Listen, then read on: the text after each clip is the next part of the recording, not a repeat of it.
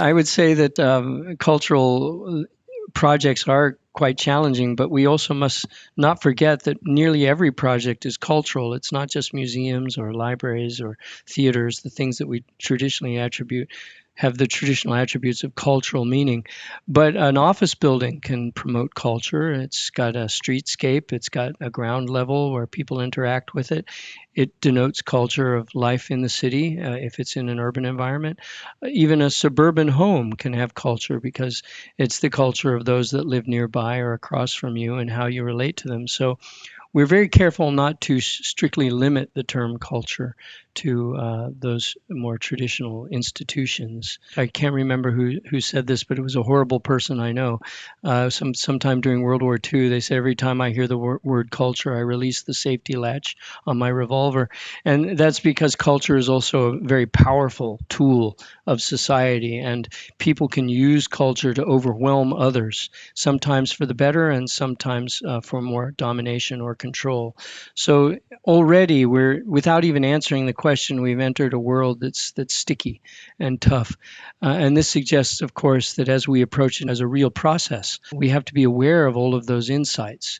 If you simply walk into a cultural project and say, well, we know theaters, we've designed 50,000 theaters, in 25 countries, and boy, do we know theaters. This is not about understanding culture. This is only about understanding program. Within the program, there are cultural attributes. So a user of a theater in Austria may approach a theater in a different way than a user of a theater in Mexico or any other part of the world, in China versus, say, in the central United States or Canada.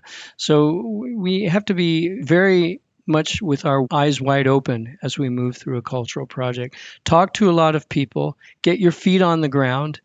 Don't be shy to talk to strangers. I can't tell you how many times I've had to embarrass myself going up to strangers in the street saying, I know this is weird and you probably don't believe me, but I am actually an architect and I'd like to know what you think about a library on this corner here, or do you live in the neighborhood? 8 out of 10 run away in fear, and then two will stop and talk, and those two can be very important. If you're doing a museum that's an extension of another museum, you stand in the lobby of the existing museum and talk to people. It's something I did actually. I was taught in school. I was told to walk through neighborhoods. So get your feet on the ground, get your fingers dirty. Don't be afraid to be embarrassed, and widen your perspective of what the words mean and what the actual goal is.